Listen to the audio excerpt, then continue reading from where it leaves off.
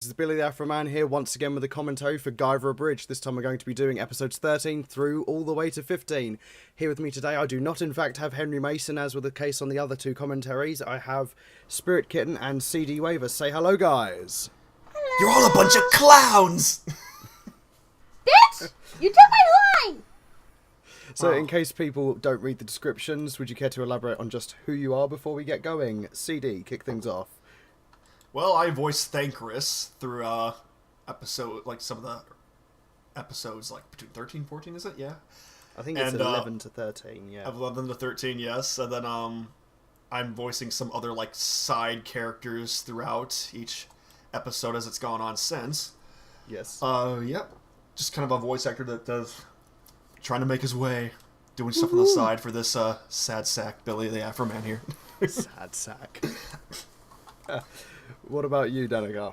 Well, recently I've been doing the voices of Shizu and also the voice of Minnie Mouse, doing the overhead and voice, along with a few other side character voices. Though the first character I voiced was, oh god, what was her name? Natsuki. Natsuki, yes, the girl who got paid. Wasn't Who allowed to shower. apparently still did not get paid her $1,000. She still hasn't been paid? She still hasn't been paid for sex, Yes, no. no, she still has not been paid. Where's my fucking money? God damn it! I'm not the one that promised the money. No, but you That voice was is the Tetsuo. guy. You voice the guy. Okay, let's Anyway. let's kick this off. Wake up, guys. Show's missing. Okay, so we're starting off with episode 13 here, with a nice stay out of my fucking room. Oh my gosh. It gets me every time, just the complacent, like, just the look on her face while she's screaming, just how unfitting it looks. It's like the kind of thing you can do with a bridge series, though, because I think the contrast between the poin face and the out there voice makes it all the funnier. Oh yeah, every time I see her, she has this just straight face, and it's like, okay. Usually, I would not be voicing a character with that kind of voice, but okay, this works.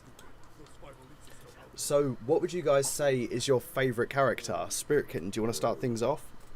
Sorry, I had to plug in my Oh. headphones. So Before you say anything, I think this scene would just benefit even more with, like, just even it being dragged on longer with just random stuff like distant cousin, uncle, acquaintance. Uncles, sisters, brothers, former roommate. Just keeps going on. So yeah, who are you guys' favourite characters? Spirit Kitten, Oh, shoot. well, it'd have to be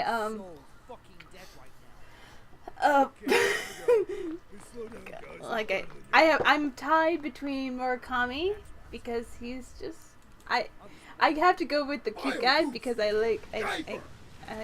always go with the cute, awesomely sexy. He's no guy. Chris Evans, okay? I know he's not Chris Evans. Shut up, buddy. Chris He Evans. has got a If nice Chris Evans six-pack, though. acted as him in a live action movie of this, that would be awesome. I would so watch that. There was a live action movie But of Chris this. Evans did Was not Mark star in it. Wasn't that with Mark Hamill in it? Wasn't It that had with Mark Hamill in it, yes. But if Chris Pine did star in it, he would be Murakami, and it would be awesome. Anyway, but also the main bad guy, I can never remember his name. The one who sounds like Tetsuro. Merrick from Yu-Gi-Oh! The guy with the awful tan. Yes, Oh, yes, yeah, the okay. awful tan. So what about you, CD? Who are your favourite characters? Gemface, who's right there right now. I like him a lot. Gemface. And then Shades or Badass MC or what, you know. I I love that you can't remember the names of the characters, So I give them just have nicknames my like own, Gemface. yeah, Give him Shades. names. Shades, who infamously in episode 11 has probably one of my favorite scenes, the one where he's like, the difference between a metaphor and a simile. Like, that whole conversation in the van just completely won me over for that character. Yes. I've been enjoying him ever since. He's just a real treat. No, I still like his excuse for plot armor. Plot armor. That's how I can use my hand cannon.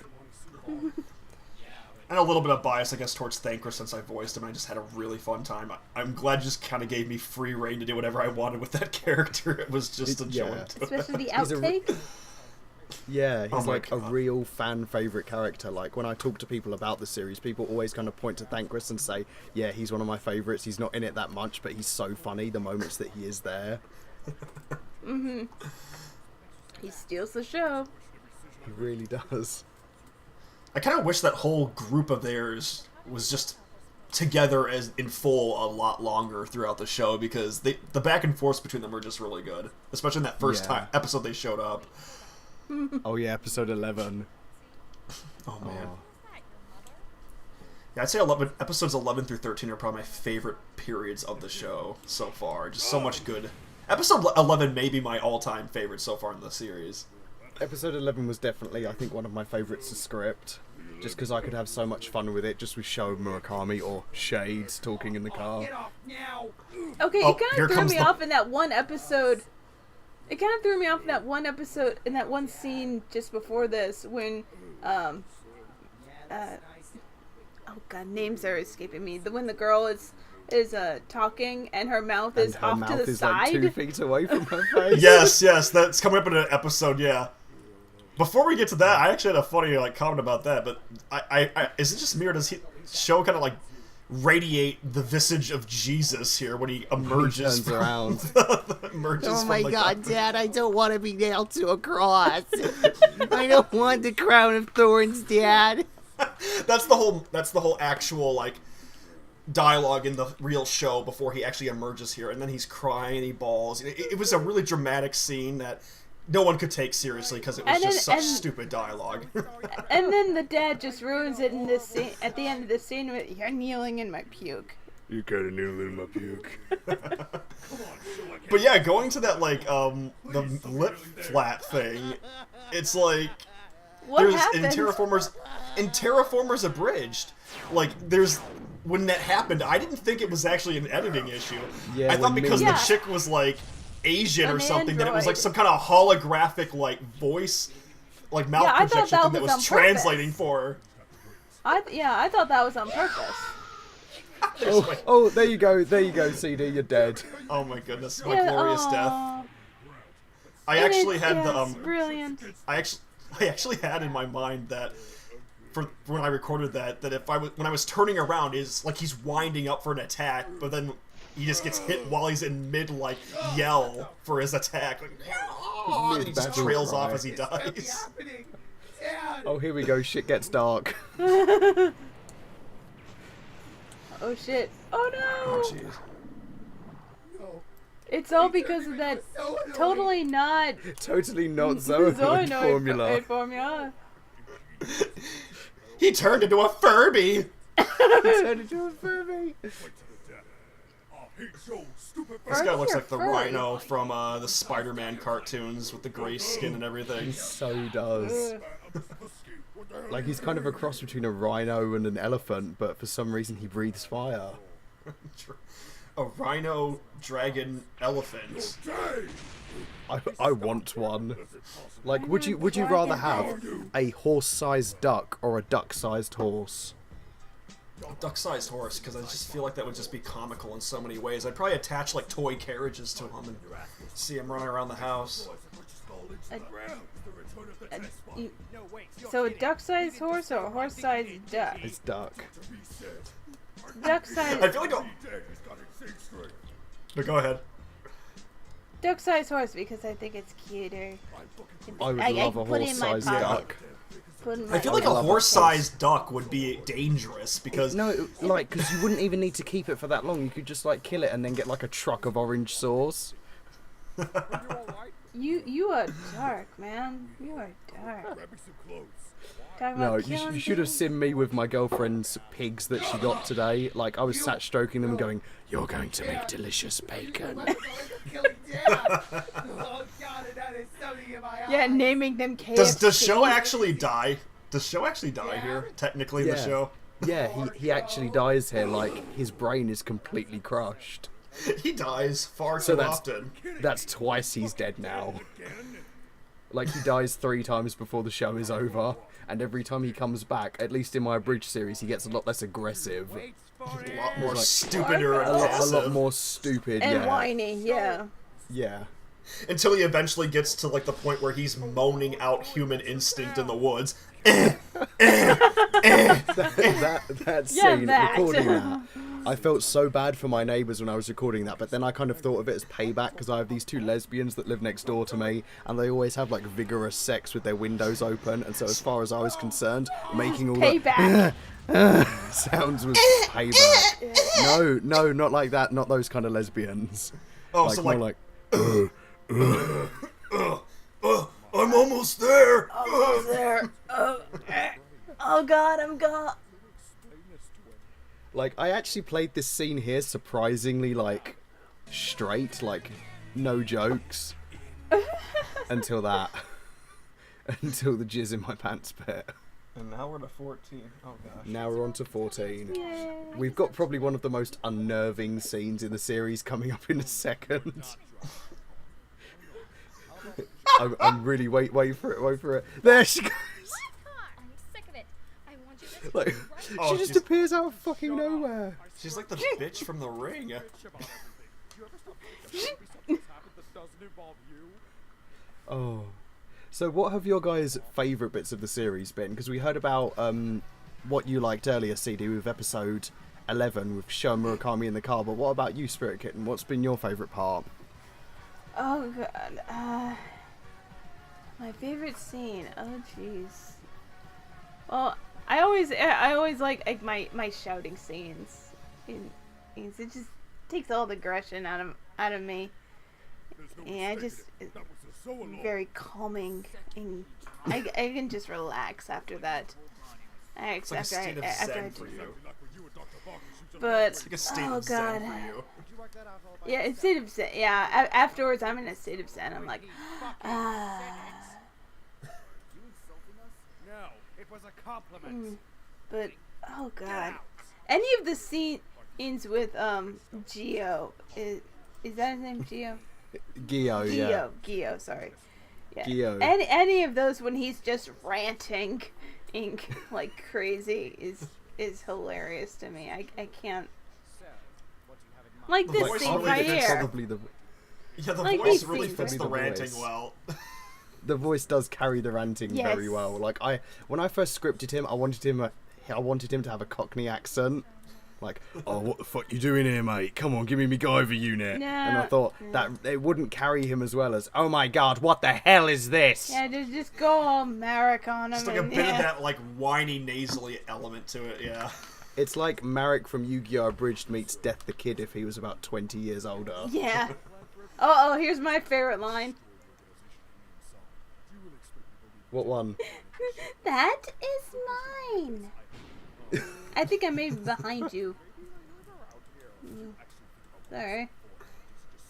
I think it might be a bit behind us. Yeah, we're at the part where the Zoanoids are coming in the thunder. And Okay. Murakami's just talking about how Tetsuro has just disgusted him by talking about verbal diarrhea.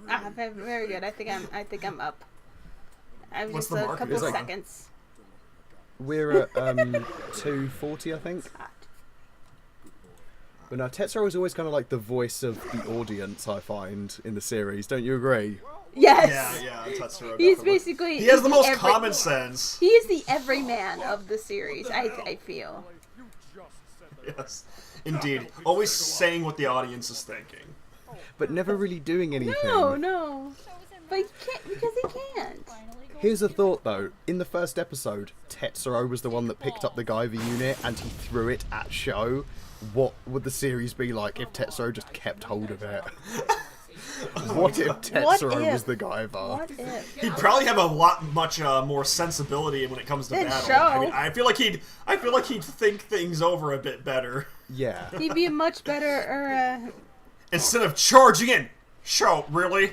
Head on. You idiot! This to get drama like that. What are you trying to get yourself killed? Bitch, don't shout my fucking ear.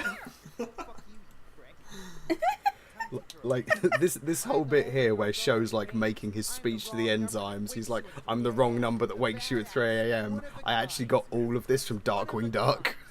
Yeah, I figured that one. Guyver! Guyver? Giver? Guyver. Giver. Giver! Okay, that didn't work. mispronounces Guyver way too much. G-U-Y-E-R-G-U-Y-E-R, and Guyver was its name. Oh, It's like he's calling his dog whenever he transforms. Oh my gosh.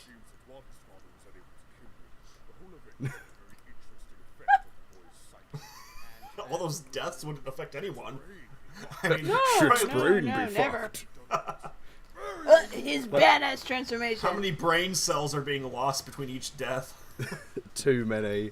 This is kind of like the point, though, where you find out that Murakami has every reason to be as much of a dick that he is. I mean, look at that. Oh, speaking of brain cells, wait, there were brain cells before? Sho had a few. Sho had like 3, and every time he dies, he loses another 1. So we had 3? Dude, this Yeah. guy though, it's like, Okay. Now it's he's like, down why to don't 1. you take care of everything? Because it's not in the script. No, wait, here comes the aneurysm. Oh, there it goes. Aneurysm. Oh no. I do love, though, that these guys have absolutely no shit detector whatsoever. Because even, like, still, the bit that they're coming up to talking about in this episode, they're basically saying, like, we gave this guy that had every reason to hate us access to these 4 guys that we basically tortured for most of their lives and made into the most powerful things ever. Do they honestly not think that it's going to go absolutely shit up? Just release them into the wild and see what happens. Yeah, why not? Like, I know there's, like, the reason that they're prototypes, they shouldn't live longer than a couple of months, but look at Murakami, he's survived for, like, 5 years. Like, honestly, they don't keep a handle on this stuff at all. Aw, snap. I like how sometimes when the characters' mouths move, it makes their nose look like they're sniffing the air. Yeah. That's the animation. Aw, yeah. snap. Wait, Animation I smell of the something. early 2000s, yay. What's happening in the early 2000s? Oh, the animation. Animation was just starting to get good in the early 2000s. I think this came out in 2004, 2005. Yeah, like I said, But there's, early like... 2000s. The early There's a- 2000s, I mean, for me, it's like this weird period where, like, late 80s through, like, most of the 90s, like, the big budgeted, like, stuff actually looked very good and actually looked a lot more fluid animation-wise, Yeah. like, movement-wise than a lot of stuff that even comes out today. Yeah. But, because there was a lot more frames going into it, but then the art style looks a lot more refined in many shows of today. Yeah, the art style's more refined now, but the animation was better back then because they had a lot more like room to play with. It just kind of looked a bit more rough and ready. Unless you're like UFO Table or Kyoto Animation, you're not getting a Yeah. whole lot of like really good frame by frame stuff half the time. Yeah, like back then you couldn't really cut corners as much, whereas nowadays you can cut corners like crazy. Oh, and it's almost like beneficial to them half the time because they make so much. Like a lot of these shows are coming out and just to basically sell just side products to like the franchise, so they kind of just they save a lot of money by half-assing the animation. Yeah. And now we're starting episode 15. Like, I love this whole bit here, because, like, it's all the actual episode dialogue, but I just love that it's exactly the same, and I've photoshopped that dildo into her hand. Actual dialogue from the episode. You can borrow mine as long as you give it back. And all that music at the beginning, that's actually the original music from the episode. Like, I try and use as much of the original music as possible, but sometimes it just really fits and adds to the comedy of it. I think he is Jesus, though. Look at him, he was just running on water.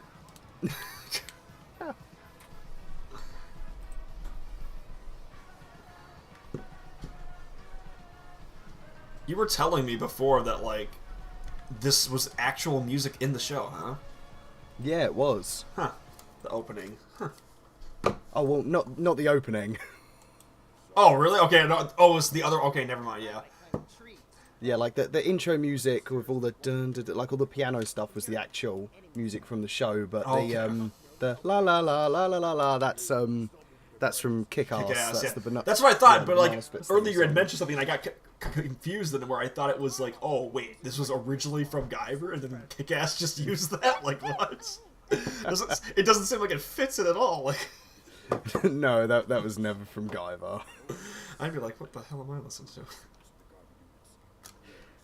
No, it's quite funny actually. I'm looking down at the episode title, and the episode title is Gio Joins the Fray, and that's actually the episode title of the original episode. But the reason I used it here as opposed to like another joke title is that at the end I actually planned an end clip scene with Gio kind of standing there and singing a song by the Fray. Oh god. But I just forgot to do it, and I got so excited that the episode was done that I uploaded it, and then forgot to include the cutscene at the end.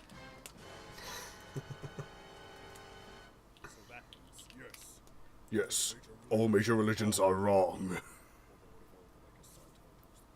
Oh, there it is. Battlefield. Battlefield Earth. While you were learning to spell your name, I was being trained to conquer galaxies. Sounds like the Monarch from Venture Brothers or something. A little bit. Now excuse me while I take a dump in what is left of my bathroom! Oh. This like it's nothing. It's sick. Like, this episode was a bit of a Their minds.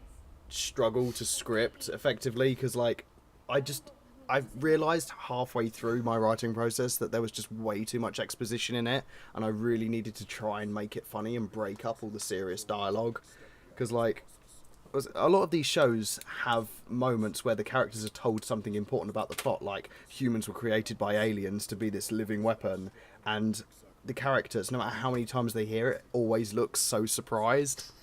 And so writing Guyver Abridged, I didn't want that to happen like early on in it. Do you know what I mean? Right. Here's our evil council. Oh, What I'm voicing the head of, yes. yeah, you're voicing. How do you pronounce his name? It's like Sin Rubero Amniculus or something. Some really dumb, like... Like mis- they all have crazy names. Friedrich von Pergestal, Wafudanos, Lee Ensui. Animes do that a lot. Khan. Animes do that a lot with like just really crazy names that they like just pull from other languages and stuff like that Yeah. too. It's especially in Gundam. Oh my goodness, Gundam has There's a quite lot few of that in Gundam. Benager links.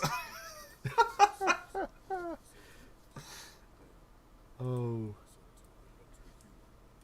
It's always with foreign characters as well, though. Yeah. Like, you don't see it as much of, like...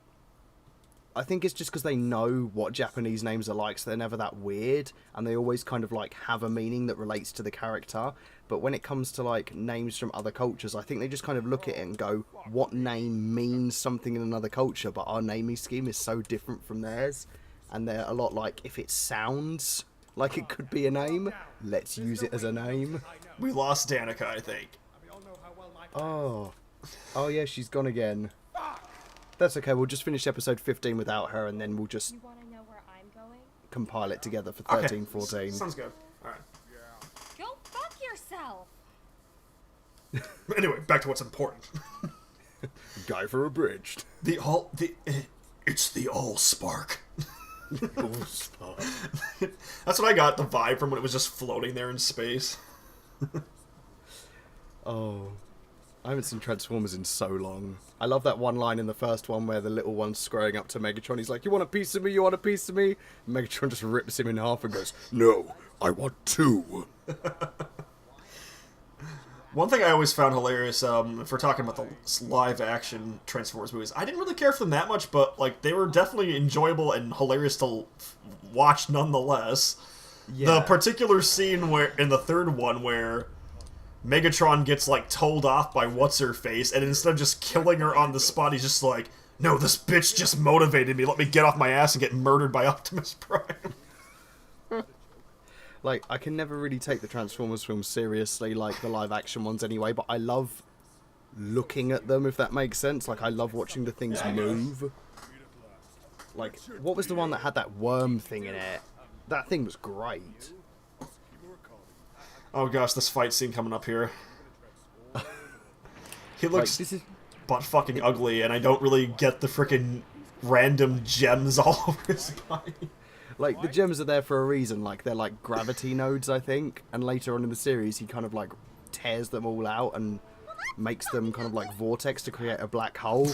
But as soon as you know that the main villain of the series can make a black hole, you know that character is broken in terms of power scaling. And of course, he couldn't have used that ability now in this fight because that would have just been too much. Well, yeah, exactly. Well, he kind of like absolutely dominates them at this point. Like, they hit him with the most powerful attack in the series so far. He just kind of shrugs it off as if to go, oh, well, that was mildly It's just that he annoying." could freaking kill them probably right here, right now, if he went full out on them. Well, he kind of does, and like up until like episode 18, I think, or the end of episode 17, you do think that he's killed all of this group. But the way they survive is it's clever, but It's very dumb. show-esque. Yeah, it's very show-esque. show-esque. Oh, this conversation here is just happening entirely inside Show's head. Right? He's just lost it completely. Come on, you can talk to me. Away. Like you have been. Right now. I said fucking leave me alone.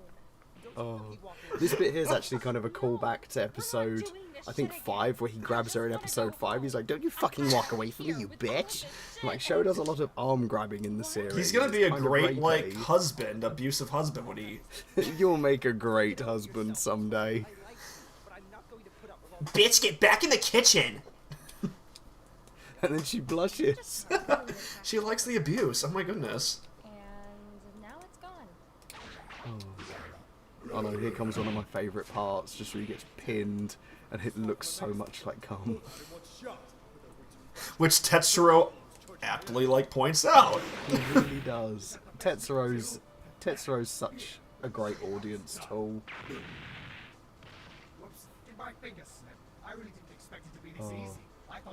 Now, I do actually love this fight between Gyo and Murakami, because it's kind of like the first time you actually see Gyo be successful at something, and I love giving him that. I really do, because up until now it's just been... Oh god, he got dick fucked in the back. That's like some terrifying hard porn scenario right there. This could be a hentai. Tetsuro's watching it and he's waxing off. Wax on, wax Wax off. off. Yeah, go wax off. I love this bit coming up now where Gyo turns around just in time to realise it's about to hit him, and you just get this amazing, oh my god.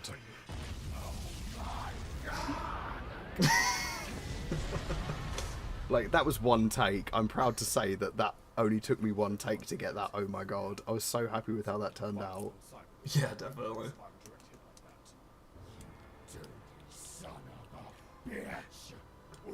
And it did The nothing. freaking gaping mouth shot of him.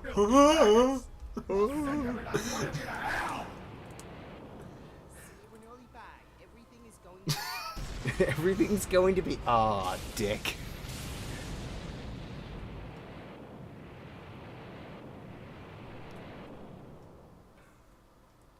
Oh, fuck you, Tetsuro.